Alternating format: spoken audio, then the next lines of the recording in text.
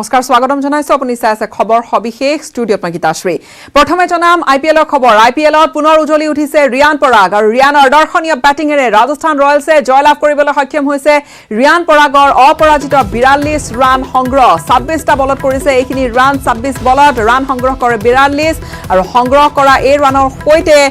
জয়ৰ সোৱাদ দিছে ৰাজস্থান ৰয়েলছক সানৰাইজাৰ্ছ হায়দৰাবাদৰ বিৰুদ্ধে মেচখন আছিল সানৰাইজাৰ্ছ হায়দৰাবাদৰ বিৰুদ্ধে 5 উইকেটত জয়লাভ কৰিছে ৰাজস্থানক জয়ৰ সোৱাদ দি ক্ৰিজতে বিহু নৃত্য কৰিলে ৰিয়ানে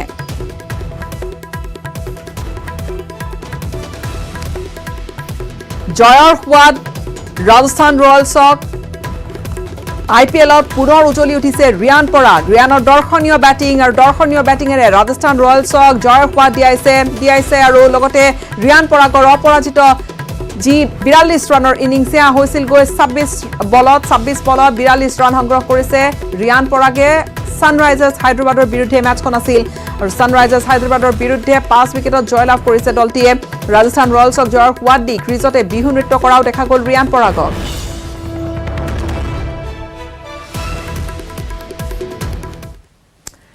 এছআই নিযুক্তি কেলেংকাৰীক লৈ বঙাইগাঁৱত আৰক্ষীয়ে অভিযান চলাইছে আৰু মায়াপুৰীৰ শ্ৰীকাৰ্ণী ষ্ট'ৰ্ছত আৰক্ষীৰ তীব্ৰ অভিযান চলিছে অক্ষয় টেলিকমিউনিকেশ্যনৰ স্বত্বাধিকাৰী অক্ষয় চান্দ বৈদ্যৰ সম্পৰ্কীয় বুলি জানিব পৰা গৈছে শ্ৰীকাৰ্ণী ষ্ট'ৰ্ছৰ গৰাকী বুথৰ ওপৰত বঙাইগাঁৱৰ বিভিন্ন ঠাইত এই ধৰণে অভিযুক্তক বিচাৰি উলিয়াবলৈ আৰক্ষীয়ে অভিযান চলাইছে চিআইডি অভিযান চলাইছে এছআই নিযুক্তি কেলেংকাৰী সম্পৰ্কে আৰু পুনৰ জনাইছো এছআই নিযুক্তি কেলেংকাৰী শেহতীয়া খবৰ বঙাইগাঁৱত এবাৰ আৰক্ষীৰ অভিযান চলিছে মায়াপুৰীৰ যি শ্ৰীকাৰ্ণী ষ্ট'ৰ্ছ তাত আৰক্ষীয়ে অভিযান চলাইছে কিছু গোপন তথ্য লাভ কৰিছে আৰক্ষীৰ দলে আৰু এটা আৰক্ষীৰ দল গৈ শ্ৰীকাৰ্ণী ষ্ট'ৰ্ছত উপস্থিত হৈছে গৈ আৰু অক্ষয় টেলিকমিউনিকেশ্যনৰ যি স্বত্বাধিকাৰী অক্ষয় চান্দ বৈদ্য যিগৰাকী বৰ্তমান পলাতক আৰু যিগৰাকীক বিচাৰি আছে আৰক্ষীয়ে হয়তো বহুত তথ্য তেওঁৰ হাতত থাকিব পাৰে সেইগৰাকী স্বত্বাধিকাৰী অক্ষয় চান্দ বৈদ্যৰ সম্পৰ্কীয় শ্ৰীকাৰ্ণী ষ্ট'ৰ্ছৰ গৰাকী আৰু এই সন্দৰ্ভত আগবঢ়াইছে শেহতীয়া খবৰ এক প্ৰতিবেদন ৰূপে আমাৰ সাংবাদিক উপানন্দ শৰ্মাৰ এই প্ৰতিবেদন বঙাইগাঁৱত এছআই আৰু আৰক্ষীৰ অভিযান অব্যাহত আছে আৰু যোৱাকালিৰ দিনটোত বৃহৎ পৰিমাণৰ ধন উদ্ধাৰ হোৱাৰ পিছত আজিও চিআইডি আৰু আৰক্ষীৰ তৰফৰ পৰা অভিযান অব্যাহত আছে আৰু মই এতিয়া উপস্থিত আছোঁ মায়াপুৰীত আৰু মায়াপুৰীত সম্প্ৰতি আৰক্ষীৰ যি শ্ৰীকাৰ্ণী ষ্ট'ৰ এইখন দোকানত অভিযান অব্যাহত আছে আৰু ইয়াৰে যি মালিক স্বত্বাধিকাৰী পান্নালাল চামচুকা বুলি স্বত্বাধিকাৰীৰ ঘৰত আৰম্ভ হৈছে অভিযান প্ৰায় 4 ঘণ্টা অতিক্ৰম কৰিল এটা কথা ক'ব লাগিব যে অক্ষয় টেলিকমিউনিকেশ্যনৰ স্বত্বাধিকাৰী আখিয়া চান্দ বৈদ অক্ষয় বৈদ তেওঁৰ সম্পৰ্কীয় হয় আৰু সেই সম্পৰ্কীয় সূত্ৰে ইয়াতে হয়তো গোপন কিছু তথ্য পাতি বা ধন মজুত থাকিব পাৰে আৰু সেই সূত্ৰে অভিযান আৰম্ভ কৰিছে আজি দিনৰ ভাগত দেখা গৈছে উত্তৰ বঙাইগাঁৱৰ এটা স্থানৰ পৰা ধন উদ্ধাৰ হৈছে কিন্তু আৰক্ষীয়ে সেইখিনি ধন প্ৰকৃততে পৰীক্ষা নিৰীক্ষা কৰিছে যে প্ৰকৃততে সেইখিনি উৎস কি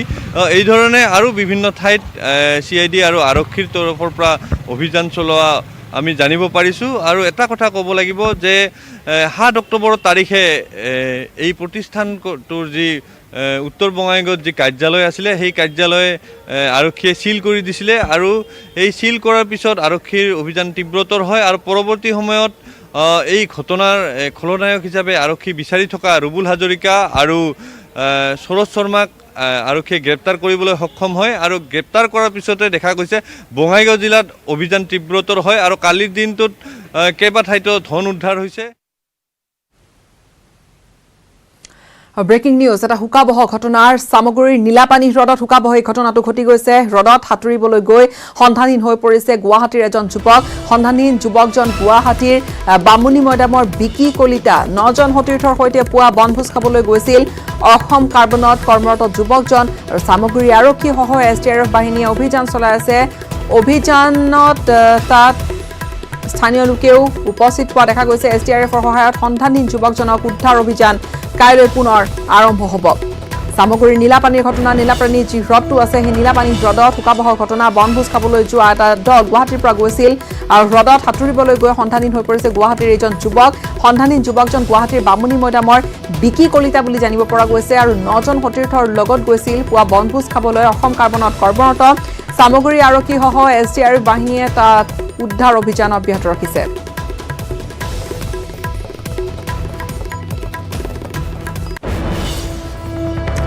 কাহিলীপাৰাৰ আৰক্ষীৰ বিশেষ শাখাত এছআই কেলেংকাৰী খলনায়ক PK দত্ত আৰু দিবন ডেকাক মুখামুখিকৈ কৰা হ'ল জেৰা এছআই পৰীক্ষাৰ কেলেংকাৰীত জড়িত হৈ গ্ৰেপ্তাৰ হোৱা এই দুই মাষ্টাৰ মাইণ্ড ক্ৰমে PK দত্ত আৰু দিবন ডেকা সম্প্ৰতি CIDৰ জিম্মাত আছে ইতিমধ্যে দুয়োজনৰ ভাষ্যৰ ভিত্তিত ৰাজ্যৰ ভিন্ন প্ৰান্তৰ পৰা বহু কেইজন লোকক গ্ৰেপ্তাৰ কৰাৰ লগতে জব্দ কৰিবলৈ সক্ষম হৈছে প্ৰায় 5 কোটিৰো অধিক টকা দেওবাৰে বিয়লি CIDৰ পৰা অসম আৰক্ষীৰ বিশেষ শাখাৰ কাৰ্যালয়লৈ লৈ যোৱা হয় PK দত্তক য'ত ইতিমধ্যে ৰখা দিবন ডেকাক প্ৰথমবাৰৰ বাবে PK আৰু দিবন ডেকাক দুয়োগৰাকীকে একেলগে সন্মুখাসন্মুখীকৈ ৰাখি বহুৱাই তাত সোধা-পোছা কৰা হয় মুঠৰ ওপৰত ফেচ টু ফেচ বহুৱাই সোধা-পোছা কৰা হয় বিয়লি 4 বজাত 30 মিনিটৰ পৰা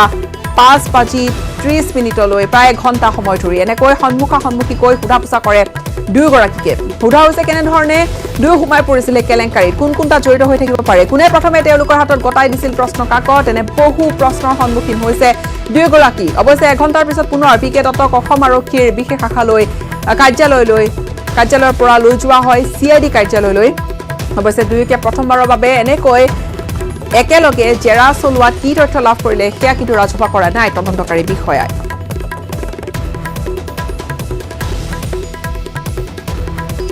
বিশিষ্ট সাহিত্যিক ডক্টৰ নগেন শইকীয়াৰ ডিব্ৰুগড়ত ঘৰত উপস্থিত হ'ল হঠাৎ মন্ত্ৰী ডক্টৰ হিমন্ত বিশ্ব শৰ্মা প্ৰায় আধা ঘণ্টা ধৰি আলোচনাত মিলিত হয় মন্ত্ৰীগৰাকীৰ সৈতে কোনো ৰাজনৈতিক আলোচনা হোৱা নাই বুলি তাৰ পিছতে মন্তব্য কৰিছে ডক্টৰ নগেন শইকীয়াই শিক্ষাখণ্ডৰ লগতে অসমীয়াৰ স্বাৰ্থ আৰু অসমীয়া ভাষা ৰক্ষা কৰা সন্দৰ্ভত বিশিষ্ট সাহিত্যিক গৰাকীৰ আগত মন্তব্য কৰিলে মন্ত্ৰী হিমন্তই ইফালে পুনৰবাৰ ৰাজ্যৰ সকলো আঞ্চলিক দলক ঐক্যবদ্ধ হোৱাৰ আহ্বান জনাইছে ডক্টৰ নগেন শইকীয়াই কিন্তু মন্ত্ৰীৰ হঠাৎ এই যি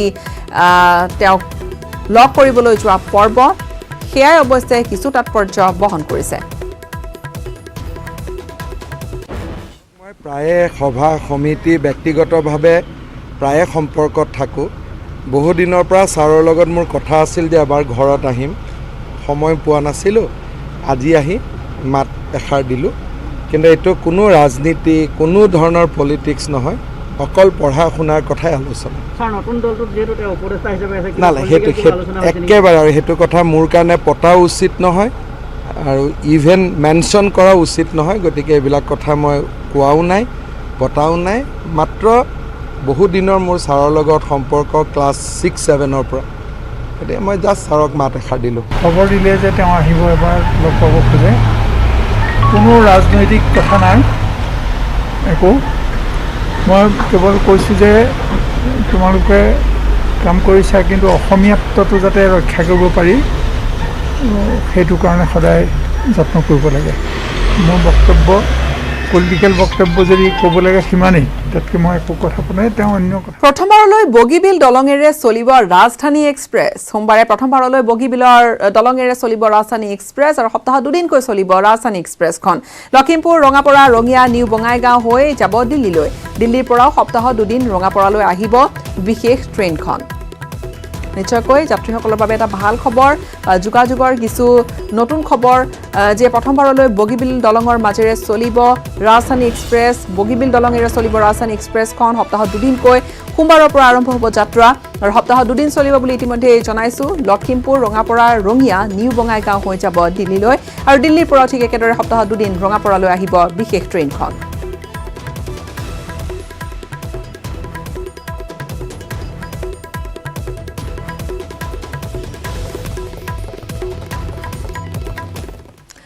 অসম আৰক্ষীত ব্যাপক ৰদবদল গুৱাহাটীৰ ট্ৰাফিক ডিচিপি ময়ংক কুমাৰক কৰিমগঞ্জলৈ বদলি কৰা হৈছে কৰিমগঞ্জৰ আৰক্ষী অধীক্ষক পদলৈ বদলি কৰা হৈছে ময়ংক কুমাৰক কৰিমগঞ্জৰ SP কুমাৰ সঞ্জিত কৃষ্ণক আনহাতে বৰপেটালৈ বদলি কৰা হৈছে বৰপেটাৰ SPৰ দায়িত্বত থাকিব এতিয়াৰ পৰা কুমাৰ সঞ্জিত কৃষ্ণ গুৱাহাটীৰ ট্ৰাফিক ADCP প্ৰাঞ্জিত বৰাক পদোন্নতি দিয়া হৈছে প্ৰাঞ্জিত বৰাক গুৱাহাটীৰ ট্ৰাফিক DCPৰ দায়িত্ব অৰ্পণ কৰা হৈছে অপৰাধ শাখাৰ ADCP নৱনীত মহন্তক পদোন্নতি দিয়া হৈছে গুৱাহাটীৰ পশ্চিম শাখাৰ DCPৰ দায়িত্ব নৱনীত মহন্তলৈ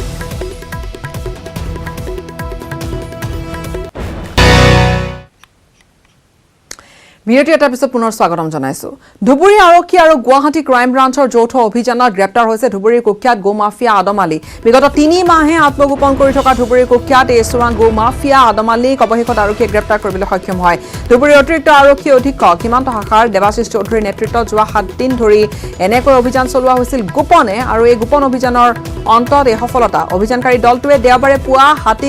গুৱাহাটীৰ হাতীগাঁৱত গ্লোবেল চিকিৎসালয়ৰ সমীপতে এটা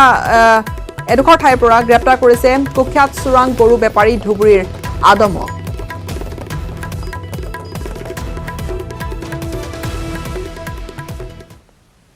ইয়াত আমি ইন্টাৰেষ্টিংলি ইয়াত আমি বহুত বস্তু পালোঁ যেনেকৈ ইনক্ৰিমেটিং ডকুমেণ্টছ হ'ল বহুতখিনি ATM কাৰ্ডছ পালোঁ বহুত এনেকুৱা ফাইনেন্সিয়েল ডকুমেণ্ট পাইছোঁ আৰু তাৰ লগত এটা পিষ্টল পাইছোঁ আৰু এমুনিশ্যনো পাইছোঁ AK-47 আৰু তাৰ লগত আমি এটা AK-47 যিটো বাক্সা হয় এমুনিশ্যনৰ সেই বাক্সাটো বেলেগ ঘৰত পলা পাইছোঁ তো you can understand how big and সেইটো বহুত গেৰা হ'ব লাগে তো এইটো বহুত ডিপ তদন্ত কৰিবলৈ এইটো খালী ট্ৰেডৰ কথা নহয় এইটো এটা ডিপ কনস্পিৰেচি আছে য'ত আপুনি চাব এইটো যে ৱেপনছ আৰ্মছ এমিউনিশ্যন বক্সেছ এনেকুৱা ৱাৰ লাইক মেটেৰিয়েল যেতিয়া আমি পাই আছোঁ ডেফিনেটলি এইটো বহুত ডিপ ছাজেশ্যন আছে গৰিয়াঘৰত ৰাইজৰ দলৰ আহ্বায়ক এজনক গ্ৰেপ্তাৰ কৰা হৈছে গ্ৰেপ্তাৰ হৈছে আহ্বায়ক মনোজ গগৈ ৰাষ্ট্ৰীয় ঘাইপথত গাড়ী আগচি ভাবুকি দিয়াৰ অভিযোগতে তেওঁ গ্ৰেপ্তাৰ কৰা হৈছে চিলৰ সামগ্ৰী কঢ়িওৱা ট্ৰাক আগভেটি ধৰাৰ অভিযোগ গৰিয়াঘৰ আৰক্ষীয়ে গ্ৰেপ্তাৰ কৰিছে আন 3 যুৱককো গ্ৰেপ্তাৰ কৰা হৈছে পৰাগ বুঢ়াগোহাঁই উদ্দীপ বৰা বিদ্যুৎ চুতীয়া পাছত জামিনত মুকলি কৰি দিলে আৰক্ষীয়ে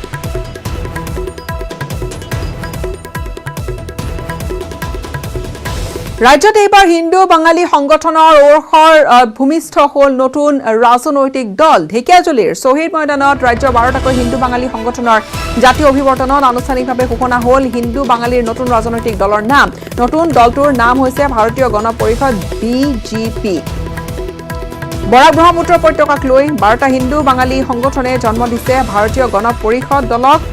নতুন ৰাজনৈতিক দলে আগন্তুক 21ৰ নিৰ্বাচনত মিছন 20 লক্ষৰে 52খন আসনত প্ৰতিদ্বন্দ্বিতা কৰাৰ কথা ঘোষণা কৰিছে নতুন দলটোৰ সভাপতি শ্যামল চৰকাৰে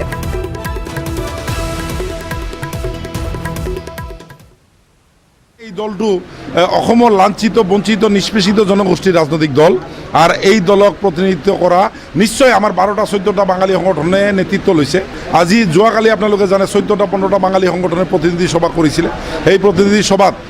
মানে সকলোৱে মানে সিদ্ধান্ত লৈছে তাতে সকলোৱে মিলি সিদ্ধান্ত লৈছে ঐক্যমতত উপনীত হৈছে যে আমি এই 14টা 15টা বাঙালী সংগঠনৰ প্ৰতিনিধিসকলক লৈ এই ভাগৱত দলক শক্তিশালী কৰি অহা দিনত আমাৰ এই অঞ্চলৰ অসমৰ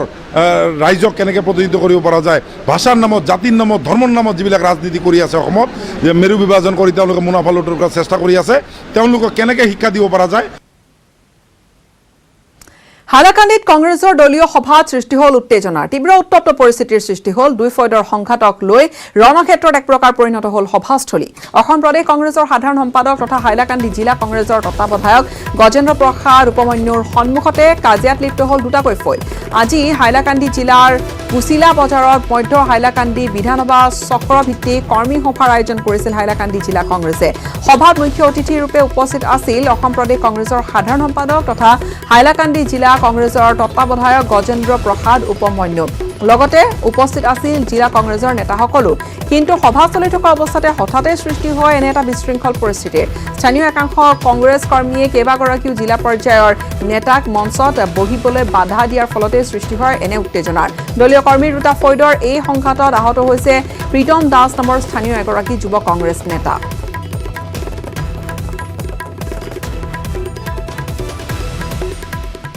GMCHতে জন্মদিন পালন কৰিলে প্ৰাক্তন মুখ্যমন্ত্ৰী তৰুণ গগৈয়ে 87 বছৰ বয়সত ভৰি দিছে প্ৰাক্তন মুখ্যমন্ত্ৰীগৰাকীয়ে জন্মদিনত তৰুণ গগৈ